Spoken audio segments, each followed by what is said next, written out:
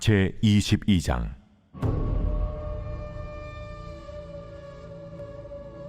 또 여호와의 말씀이 내게 임하여 이르시되, 인자야, 네가 심판하려느냐? 이 피 흘린 성읍을 심판하려느냐? 그리하려거든 자기의 모든 가증한 일을 그들이 알게 하라. 너는 말하라. 주 여호와께서 이같이 말씀하셨느니라. 자기 가운데 피를 흘려 벌받을 때가 이르게 하며 우상을 만들어 스스로 더럽히는 성아, 내가 흘린 피로 말미암아 죄가 있고 내가 만든 우상으로 말미암아 스스로 더럽혔으니 내 날이 가까웠고 내 연한이 찼도다. 그러므로 내가 너로 이방의 능욕을 받으며 만구의 조롱거리가 되게 하였노라. 너 이름이 더럽고 어지러움이 많은 자여, 가까운 자나 먼 자나 다 너를 조롱하리라. 이스라엘 모든 고관은 각기 권세대로 피를 흘리려고 내 가운데 있었도다. 그들이 내 가운데서 부모를 없인 여겼으며 내 가운데서 나그네를 학대하였으며 내 가운데서 고아와 과부를 해하였도다. 너는 나의 성물들을 없인 여겼으며 나의 안식일을 더럽혔으며 내 가운데 피를 흘리려고 이간을 붙이는 자도 있었으며 내 가운데 산 위에서 재물을 먹는 자도 있었으며 내 가운데 음행하는 자도 있었으며 내 가운데 자기 아버지의 하체를 드러내는 자도 있었으며 내 가운데 월경하는 부정한 여인과 관계하는 자도 있었으며 어떤 사람은 그 이웃의 아내와 가증한 일을 행하였으며 어떤 사람은 그의 며느리를 더럽혀 음행하였으며 내 가운데 어떤 사람은 그 자매 곧 아버지의 딸과 관계하였으며 내 가운데 피를 흘리려고 뇌물을 받는 자도 있었으며 네가 변돈과 이자를 받았으며 이익을 탐하여 이웃을 속여 빼앗았으며 나를 잊어버렸도다. 네가 불의를 행하여 이익을 얻은 일과 내 가운데 피 흘린 일로 말미암아 내가 손뼉을 쳤나니 내가 네게 보응하는 날에 네 마음이 견디겠느냐? 내 손이 힘이 있겠느냐?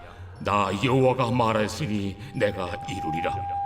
내가 너를 문나라 가운데 흩으며 각 나라에 해치고 너희 더러운 것을 네 가운데서 멸하리라.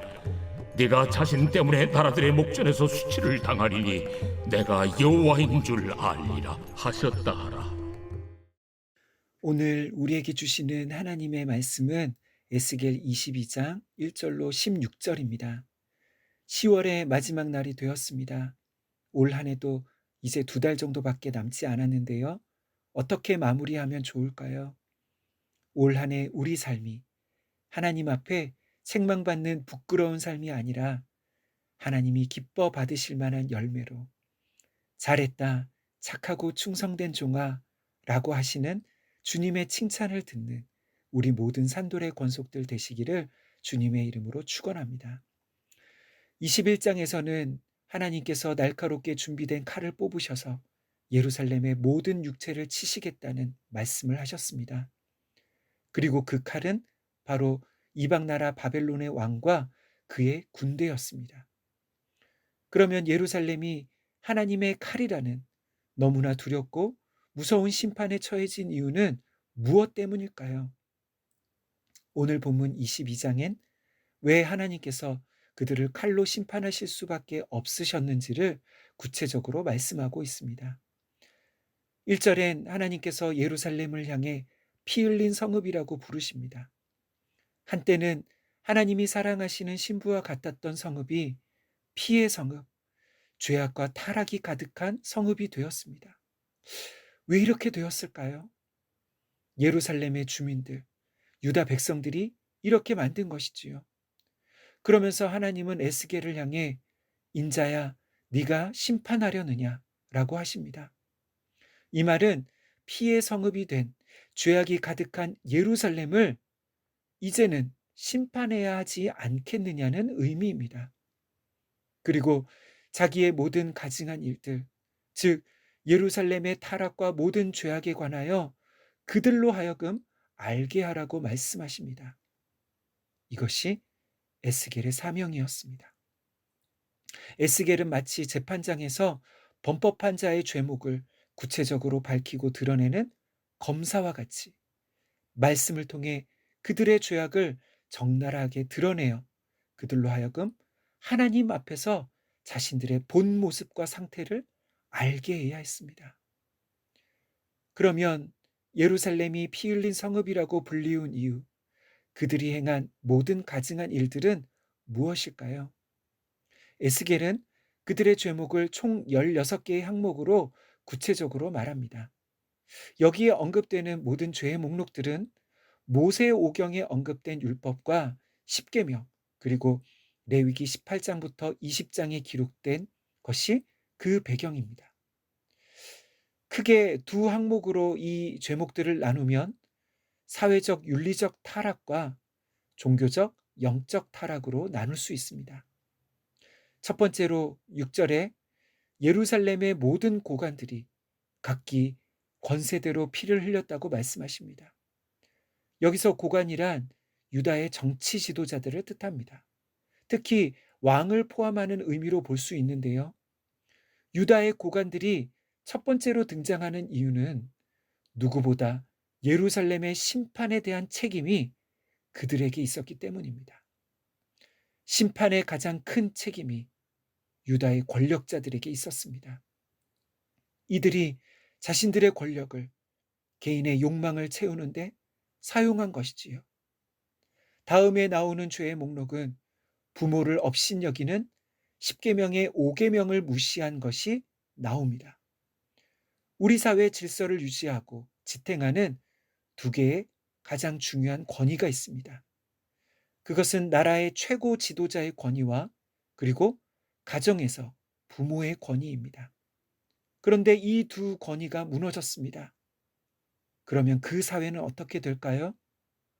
어떤 나라나 어느 사회이든지 이 두 개의 권위가 무너지면 그 사회는 타락으로 향할 수밖에 없습니다.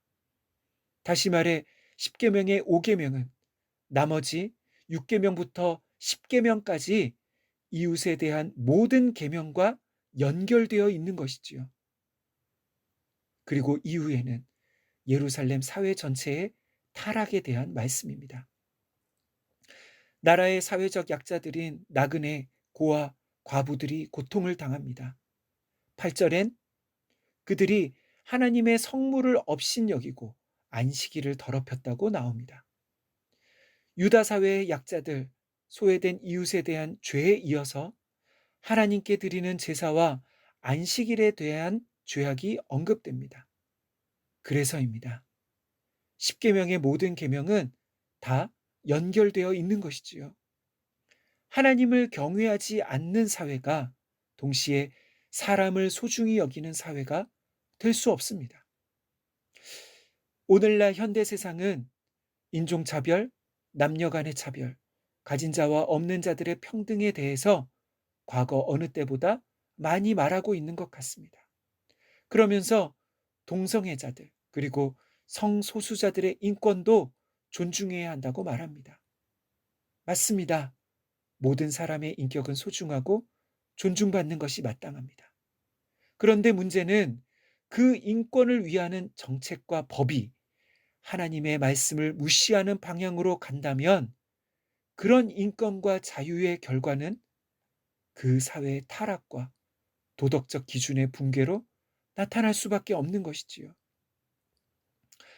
다음으로 9절부터 산 위에서 재물을 먹는 것, 다시 말해 우상 숭배의 죄가 나옵니다. 우상 숭배의 죄에 이어서 언급되는 죄는 10절부터 11절까지 성적 타락입니다. 여기에 나오는 모든 죄목은 레위기에서 금한 죄들입니다. 다시 말해 유다 사회 전체 사람들이 서로를 자신의 성욕을 채우기 위한 성적 대상으로 여기는 사회가 되었다는 것을 뜻하는 것이지요. 마지막으로 12절엔 힘 있는 자, 가진 자들의 횡포입니다. 이 모든 타락에 대하여 하나님께서는 너희가 나를 잊어버렸도다 라고 말씀하십니다. 하나님을 잊어버린 것이 유다의 총체적인 타락의 근본 원인인 것이지요. 예루살렘이 하나님의 심판을 받게 된 것은 다른 누군가의 책임이 아니라 모두가 그들 스스로 자초한 일이었습니다. 그들 스스로 심판을 자초했습니다. 그러면 이렇게 타락한 세상에서 오늘날 그리스도인들의 사명은 무엇일까요? 오늘날 교회의 사명은 무엇일까요?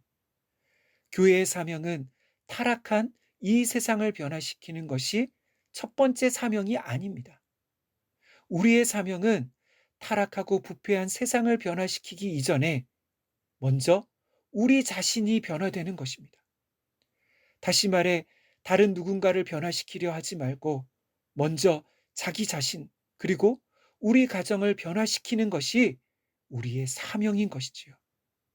그러면 이 세상은 하나님께서 변화된 우리를 통해 변화시키실 것입니다. 세상이 아무리 부패해도 하나님의 백성들이 깨어 있으면 소망이 있지만 믿는 자들, 즉 교회가 타락하면 심판이 임하는 것이지요. 거룩하신 하나님 아버지, 오늘 말씀을 통해 유다와 예루살렘의 총체적 타락을 보게 되었습니다. 정치, 종교, 사법, 가정에 이르는 사회의 모든 영역이 하나님의 계명이 무시되었습니다. 하나님의 백성이라고 하는 자들이 실상은 하나님을 잊어버린 다른 이방 나라 민족과 같이 되었습니다. 그래서 하나님은 예루살렘을 심판하실 수밖에 없으셨습니다. 주님, 이 타락한 세상에서 우리 믿는 자들이 깨어 구별된 삶 살게 하여 주옵소서. 교회마저 이 세상처럼 세속주의로 타락하면 소망이 없습니다. 모두가 타락한다 할지라도 목숨을 걸고 주의 말씀을 경외하는 주의 백성들을 통해 다시 회복의 은혜를 주옵소서. 거룩하신 예수님의 이름으로 기도하옵나이다. 아멘. 함께 기도할 제목입니다. 첫째, 우리의 가정이 우리 사회의 기초임을 알고 산돌의 각 가정마다 하나님의 말씀 위에 세워지게 하옵소서. 둘째, 우리 산돌의 다음 세대들이 우리 사회의 무너진 영역을 회복시키는 회복의 소망으로 성장하게 하옵소서.